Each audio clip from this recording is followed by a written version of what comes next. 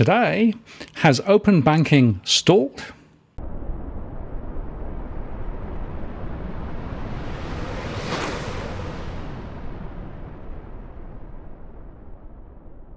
Hello again, it's Martin North from Digital Finance Analytics, World Notice posts covering finance and property news with a distinctively Australian flavour.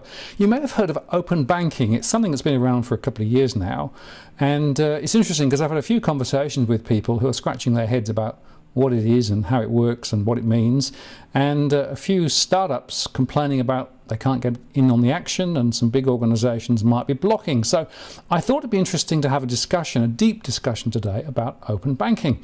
And so I've invited a couple of guests on to talk to me about open banking from their experience, and I'm going to let them introduce themselves. So Nikesh, come in first and introduce yourself. Yeah. Thanks, man. Good to see you again. Look, everyone, hi. My name's Nikesh Lalchandani. So I've been in, I'm a chartered banker, been in banking for a number of years, worked with the big banks, and I'm the author, I think we spoke last time about it, on payments and banking in Australia. So I had an inside view of open banking, and I'm really keen to share my thoughts with yourself and Amit. Great. And Amit, come in. Hi, my name's Amit. I'm a Fintech CTO. So we have our own little startup where we design SaaS products for other Fintechs, as well as then as a CTO, I go in to other Fintechs and help support build up their capacity. Yeah, that's it. Yeah, terrific. And we should just mention Sarath, who's done some of the research. We'll come back to him towards the end, but a lot of what we're going to talk about is thanks to his sterling efforts. But look, I think a good place to start will be to try and actually define what we mean by open banking, because this was a government-led initiative, right? And it's been around for a little while. So I think the history of open banking probably started around 2007 with the European Union. So they had a challenge where they, 7 years earlier, you saw the dawn of the euro. But what had happened over the last 7 years was everyone had the same country, but they were just unable to really exchange payments electronically. So the European Union came up with what was called Payment Services Directive Number 1, SEPA, so Single Euro Payment Zone. They put that in place for a number of years, about 8 years, in fact. Look, it did make some improvements, but what they found was that banks were still not able to operate across the entire Eurozone. And so Payment Services Directive Number 2 came in, and this was called open banking. So open banking at this stage really meant an open field for banks to operate, as well as an ability to access banking services. So off the back of the Payment Services Directive Number 2, the UK, which was in the early stages of Brexit, ironically said, "Hey, we don't like all this stuff that the Europeans are going on about, but we love this Payment Services Directive 2. We're going to take this and run with it." And indeed, they became probably the first big implementers of open banking. But back then, and this is interesting, it was really a payments focus. It was about how to access payments with your money in a bank. So the bank had your money. Now, how do I use that to transact and so forth? And then in Australia at the time, our treasurer was Scott Morrison. He's Prime Minister, of course. We're really passionate about fintechs, wanted to help them out. There was an inquiry. They said, okay, look, let's look at what we can do about open banking. And coincidentally, at the same time, NICTA, which was an ICT government-funded body, was losing funding. They were looking for, the next big thing. Their focus was on big data. So, potentially, and they went to the government and said, look, if you could get hold of banking data, there's so much you can do. So the shift in Australia changed from really payments to data, and big data in particular. So imagine, everyone's data together and you're trying to find out conclusions based on the way that they, use their money. So an inquiry was started that was led by Scott Farrell on open banking. And it was really focused on this concept that let's share the data. Now, in the meantime, the European Union was closing up on this opening of data for big data analytics and so on through the GDPR and privacy. And in Australia, it was a similar kind of concern. And so the focus became more on the right of the consumer to access their own data. So from big data, we kind of moved to small data. And that's sort of how we ended up with, what's now called CDR. And we started implementing that through the ACCC. They've done a fantastic job in getting it going. But what we have is still a long way away from, what we need. And, Amit, I might, ask you, from your perspective, what does that look like? Sure. From my side, as a little fintech who wants to use it, and that's where I'm coming from. It really comes down to the increase of competition between financial services provider, and a little fintech's role in that could be to be on the consumer side. And that's what I firmly believe. Yeah, and the point there, of course, and this is the big issue, right? The original envision was that it would be much easier for customers to proactively share their information with other relatively new businesses and startups, right? And that there will be a security framework and there would be a set of protocols that would allow that to happen. Of course, the big guys probably were less impressed because, of course, they have a huge competitive advantage by simply holding all that data in their own hands, as it were.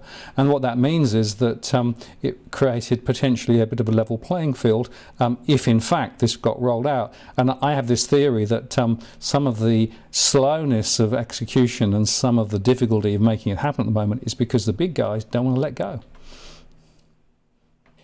Well, for the big guys, I'll throw to Nikesh, but I can talk to, the intent on the fintech side. Say, by putting the consumer in control of their own financial data and transactions, it's hopefully easier to help them switch. And that's the key question. Can a user currently switch from one bank to the other for a specific thing? It's a very long process and drawn out process. The heart of it is the data, but it is really that intent that the customer needs to have. And that's where fintechs could really assist the customer in this space. But Nikesh, what's the story? Because the big guys seem to me a bit of asleep at the wheel here. Yeah, look. I think from a bank point of view, and I had the privilege of being involved on the inside over here. There was a lot of concern that open banking could ultimately disintermediate the banks, because slowly the value proposition has been declining over the years. Open banking could mean that someone else can front end the banks, and so I think stage one, the fact that the focus was on data was a good thing, because the value was never really in data. It was always about being able to move payments. And what I think initially the proposition was that NPP, which was the new payment platform that had been around the same time, had been proposed. The proposal was that this would enable fintechs and outside parties to transact. So guys, CDR, don't worry about payments. We're going to take care of it in MPP. So that was a proposition they made at that time. And so really that worked out quite well. And then there was another inquiry, and more recently there's been inquiry about payments. And I think the discovery has been that the promises that were made back then, like the ability to broker a payment, have not been delivered by MPP. It hasn't been delivered by CDR either. And so this what the data people call right access to open data has been suggested. And also, other mechanisms of making a payment have also been suggested. But all this time, I think there's been a fair bit of resistance from the banks. Right, so has there been window dressing, do you think, or is it just that the technological challenges were more significant than people thought? Yeah, so I mean, you're probably best to answer this one from your perspective. Look, my view is that, look, some of it is genuine. I think in the end, when the government has mandated things, and they've mandated quite a bit, the banks have delivered. But the problem is that without a proper design, without a proper understanding, it becomes very inconsistent. And so the headline of open banking has been delivered, but underneath, is it really effective at delivering the outcomes that fintechs are after? I don't think so. And I mean, you've probably got a stronger view of that. And look, I mean, the interesting thing that I might add, and this is actually how I met Amit, is there was a competition on open banking through OzPayNet. As someone in banking, I was introduced to the winner, and the winner of that competition was none other than Amit here. And the irony was that he did not really use the data that was available, but he wanted to access the payments. And really, that was a common theme that I found amongst a lot of fintechs, that they wanted to access payments, not so much the data. Once they accessed payments, they could get the data, but the data alone was not that useful. I mean, what are your thoughts on that? Sure. Thanks, Nikesh. And to the hackathon specifically, the Oz Payments hackathon, the open data component was useful for determining eligibility. But the main part is, once eligibility is done, that the main part that the user wanted was the actual payment flow that they were looking at. And the scenario that we had looked at was disaster payments, and being able to find how a person quickly assess if a person is eligible for this payment and then deliver that to them. So that was that part. Now, coming to your point on the reality, and Martin, your question on what's happening. Say, as of October 2021, now I'm talking about the data recipients within open banking. The five banks and credit unions have been authorized. Then banking aggregators and say credit bureaus, there have been 8, and others who use their services directly in their own products, there have been 5. So if you see these banking aggregators and credit bureaus, they're the ones who on-sell your data. They have the most number of applications been approved. And if you see their pipeline, most likely this will be the number 1 category of data recipient, one who on-sells it.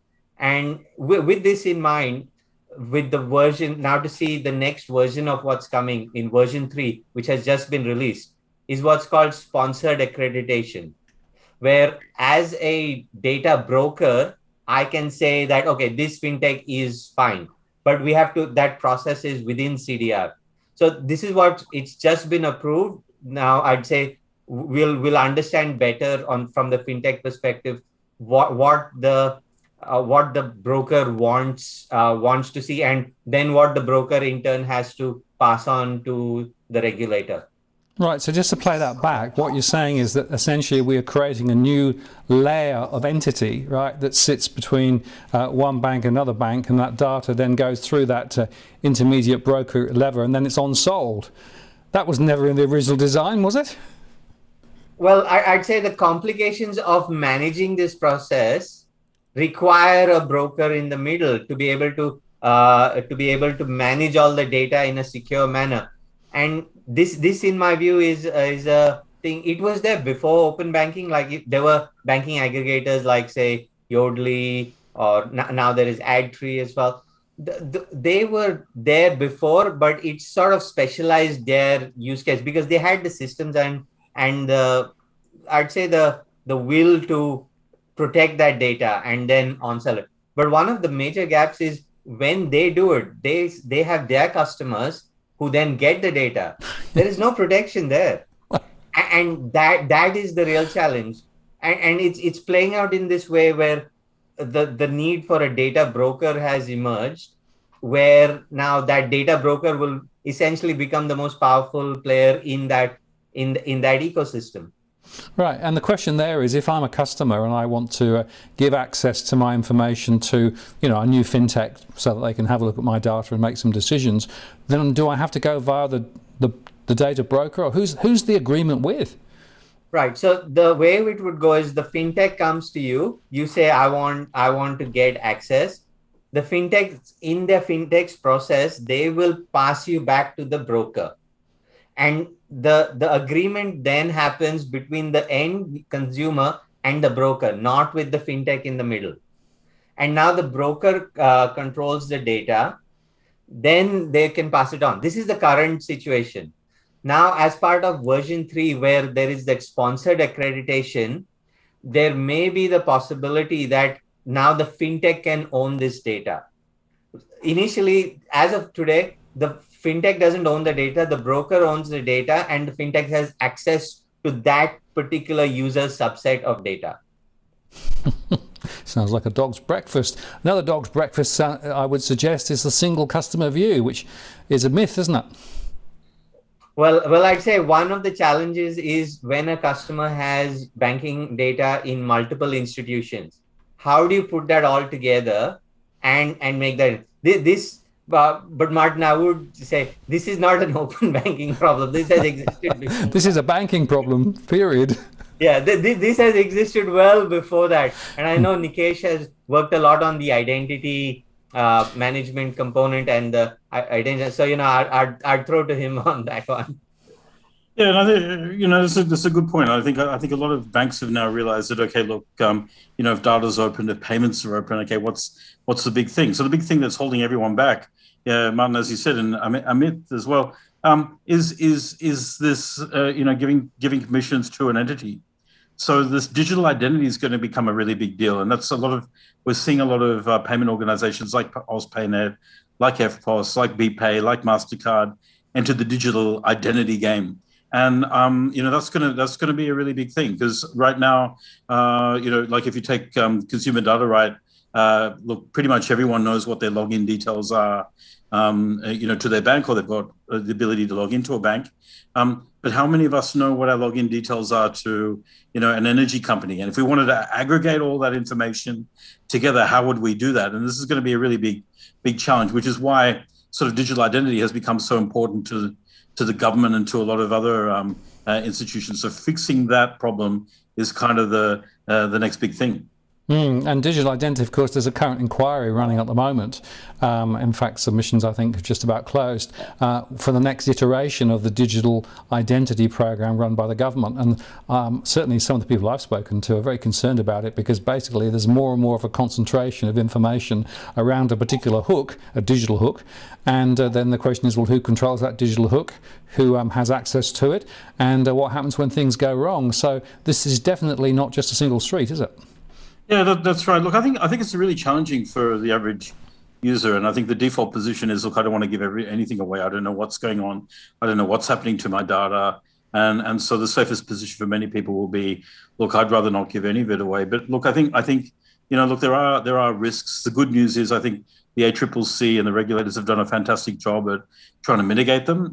It's at the expense of fintechs. It's at the expense of banks. They're required to be quite diligent with their information. But at the same time, convincing users to hand over their keys is going to be a really big challenge. And I think one of the benefits that we were hoping to get all this out of open data was that, look, if Martin, we had your data, we had my data, we had everyone's data, Amit's data, everyone's data together, we could start to draw conclusions that could help each of us, right? So what's the easiest time, I don't know, to go to McDonald's, or what's the cheapest electricity rate?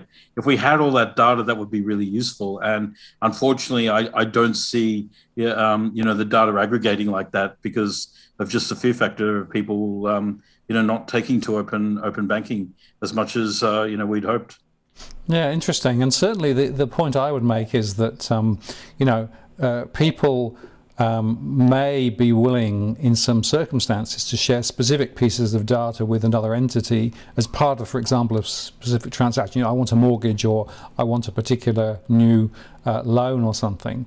But when you start getting into that ecosystem where effectively the data flows seem to be more proliferated, and as it proliferates more, you have less control, you understand perhaps why people are a little bit twitchy about this, particularly with some of the other points about data leakages. And we saw with some of the apps relating to COVID that some of the information that was being used for one purpose was also being used for other purposes that were a bit nefarious, right? So I mean, this idea of big data and a single digital identity I'm not surprised that some people feel a little bit twitchy about it. Yeah, look, and rightly so. I think and I've got a funny story to share. Like I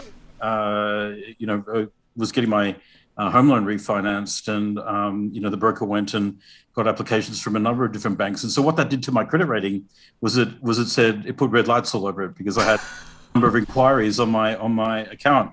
And then a big bank, I won't name them, but they had a sort of buy now, pay later product. which is the entry level, most basic credit offering that you give to a school leaver. And I applied for that, and I've got very good finances. I applied for it. I was declined because I had all these inquiries. Whereas on the other end, once banks had assessed me for a home loan, they were fighting over my business. So we're going to get this problem, particularly for those who don't have that much access to data, that they're going to be left out of the system because banks are drawing conclusions based on an incomplete view. And I think that number one, there's a big risk if you share your data. There's a lost opportunity as well if that data is inaccurate. And we're going to see a lot of those problems pop up, particularly when we don't understand the algorithms that banks are using to assess our credit. Well, the data and accuracy question is a very important one, right? We see it already with some of the credit referencing that goes on, right? So if you have a faulty record on your credit reference, you may not know, and quite often it gets a bit difficult to fix it up. And that's just one narrow example of the sort of problem that potentially could be there. But look, before we close out, there are two questions I want to explore just a bit further. The first one relates to how an entity becomes, let's call it CDR compliant, because I think there's a few challenges and hoops there. And then before we end, let's talk about what the vision might be. So if this was actually all working properly, then what would the benefit of it really be for customers? But let's pick up the compliant question. So I'm a new fintech. How do I become CDR compliant? Sure, maybe I'll take that one. So yeah, there is some basic eligibility which most will get through. You need to be a person who hasn't been on any defaulting register and all. So the basic stuff. Then to understand you have to accept the legal and legal obligations and understand financial obligations. Now those are the key parts of what CDR is and key barriers to entry for any fintech, because one, the financial obligations would be, it says adequate insurance. No one knows what adequate means, but as part of your use case, they'll work it out. And then having, say, if you have 10 million in public liability, what does that do to your normal insurance to get that? So your premiums could rise from, say maybe 2,000 or 5,000 a month to maybe 10,000. You don't know that. That is to be determined as part of your insurance code. Now, fintech insurance is not cheap. So, and especially if you deal with particular kinds of data. So fintech insurance varies specifically on the point if you deal with market data, with equities and anything to do with securities. So those are factors that come in. Now, depending on the type of fintech you are, then the other key points are to have a proper internal dispute resolution scheme. Now, what happens with fintechs do not have the resources to have a dispute resolution scheme internally. And they normally outsource. If you needed this, you'd probably look to outsource this or get some help here. Now, those also have implications. And then the real killer is the participation in external dispute resolution scheme. Now, this is with the Australian Financial Complaints Authority. They charge based on the number of complaints they get. Now, theoretically, if you had a data breach and 5,000 people were affected and they complained, this could be terminal for a fintech. Now, understanding these points before going through this and not, every fintech will say, hey, I want to get the license and I want to be a data recipient. But understanding the implications of being one is I feel the real gap. And with the scheme the way it is, I'm very surprised that there are, I'm not shocked that fintechs aren't, even though they really want to, aren't shown in the numbers. That it's because it could be fatal if with an external dispute resolution scheme, it could be fatal for a fintech that, in spite of doing the right thing and having the right intent, is compromised. And these are there for consumer protections, and I understand why they're there. So it's not about that. It is about, is it realistic for a fintech to pick it up? And if you look at, say, the information security standards, now it is the ASAE 3150. I mean, I can put this through later, but it's a standard written in 2015. Most fintechs would be far ahead of that, but the assurance engagement controls are very different from what the security controls and the tech that is required to actually protect your data, to protect real world data breaches. These are what, and you know what most fintechs eventually end up doing is they get data breach insurance. There is a new class of insurance, that product that has come out to protect liability against data breaches. So, you know, these are the key problems from a accreditation point of view. But I'd say most fintechs will, who have the resources, and I'm saying fintechs, I'm saying there is small, medium, and large. So the ones that are on the medium to large side, they can pick up these, I'd say, these requirements, and they would be able to deliver to the required standard. Right, so the point you're making there is it's quite a complicated process, and if you're a small fintech, you know the barriers are quite high. If you're slightly more developed, then you might well choose to do it. But there are significant risks. There are procedural issues you've got to address. There are data issues you've got to address, and liability issues. So it's not straightforward at all, right? Maybe that's another reason why, as you say, the momentum is relatively weak. So on one hand, we've got the big guys dragging the chain because they don't necessarily want to play. You've got the barriers for the small guys. So I guess the last question then is to say, well, okay, in the perfect world, if this data right was actually working effectively, what would it mean to customers and their financial services relationships? What are the sorts of things that they could do, and what are some of the risks that they should be thinking about?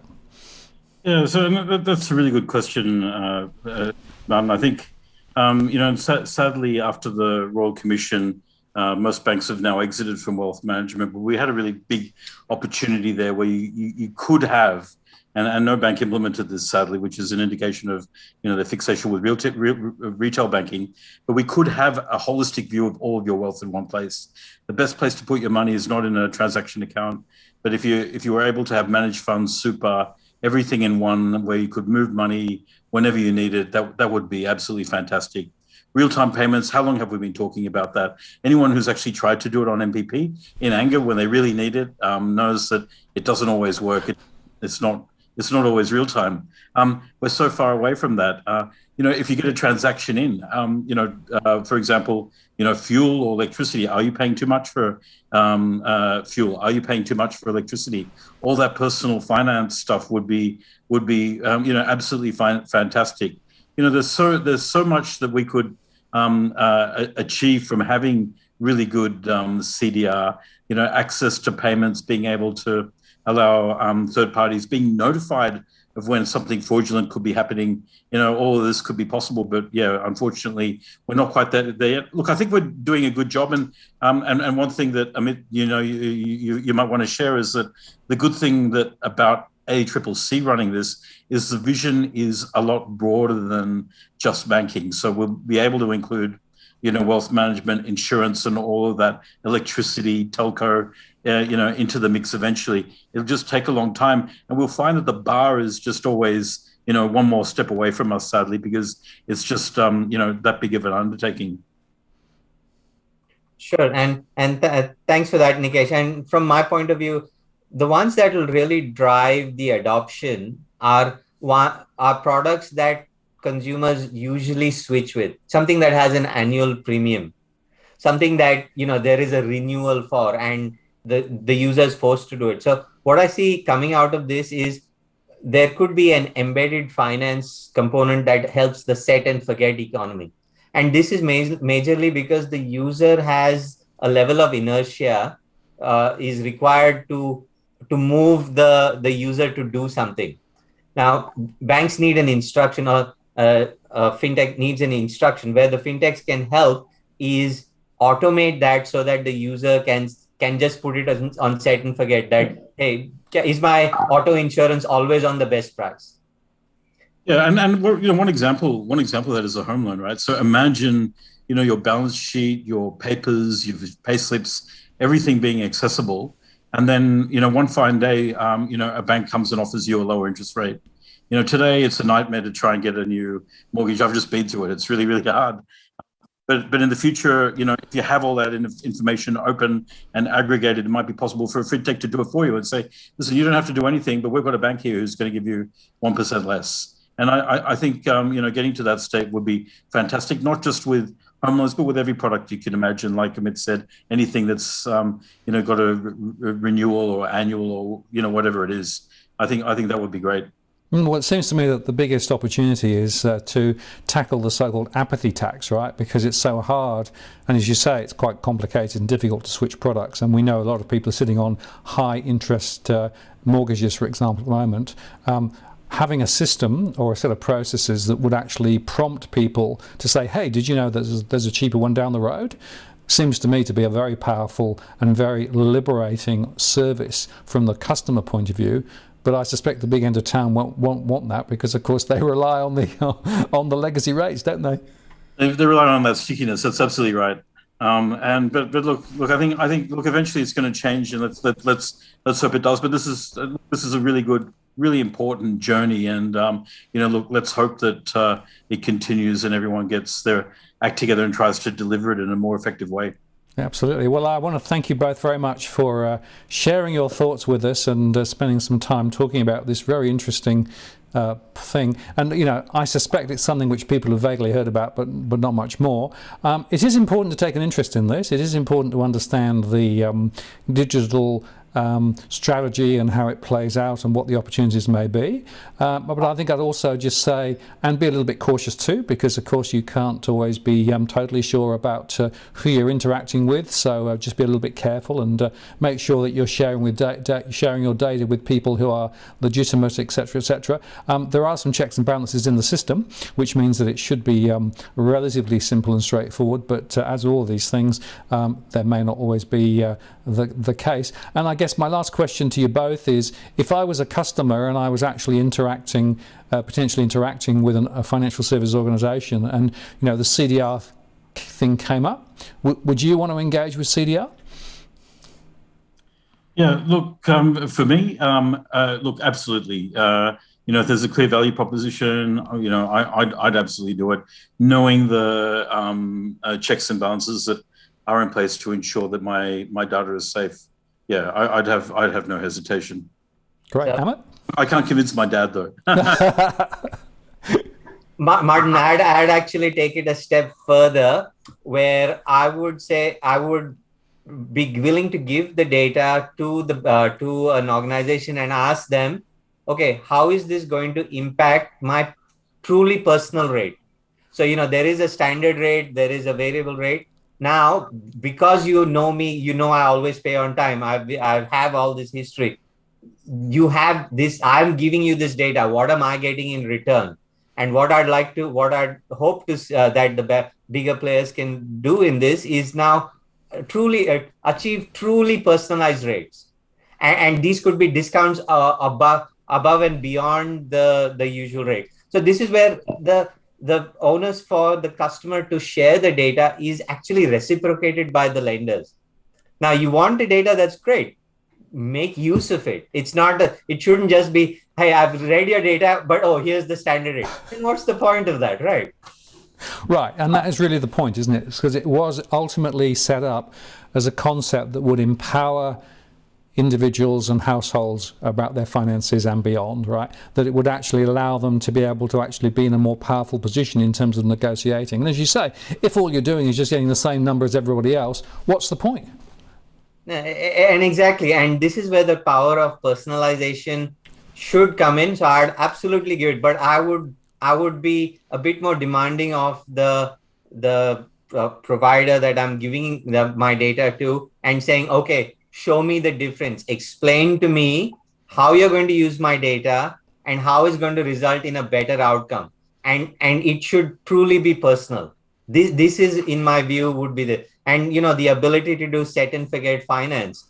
That would help so many people to be able to not think of things. So imagine if you were freed of the ability to know that you were always on the best rate. with your home loan. Absolutely, and look, I think that peace of mind, knowing that you're being taken care of. Look, it's akin to Google Maps today, right? So you're sharing information about your journey with others, and Google Maps is able to give you the best route, right? And I think that could be possible through CDR, and that's something that I think we should also look forward to. Well, I want to say thank you both very much for sharing your thoughts. We should also just acknowledge Sarath once again, who did all the work in terms of putting some of these notes together, and really appreciate that, Sarath. Thank you very much for that. There's some links and things in the show notes below, which may be of interest to people who want to pursue further. But Nikesh, thank you very much for your time. Thank you, Martin. And Amit, thank you very much for coming on and sharing your thoughts as well. Thank you very much for the opportunity, Martin and Nikesh. Yeah, great. Thank you. Thanks both very much. And look, my perspective is this. I think the original idea of open banking was interesting. It's gone down a bit of a cul-de-sac at the moment, but the potential is still there, but only if some things change. And, part of that, I think, is level of adoption. Part of it is some of the changes in terms of the way that data could be used. But for me, there is still an exciting prospect here that actually this could change finance for the better, specifically if some of the set and forget stuff that people get themselves caught up currently could be actually automated and fixed, so you always know you get the best rates. But there you go. That may be a pipe dream, but we'll see. I'm Martin North from Digital Finance Analytics. Thanks for watching. I'll see you again next time.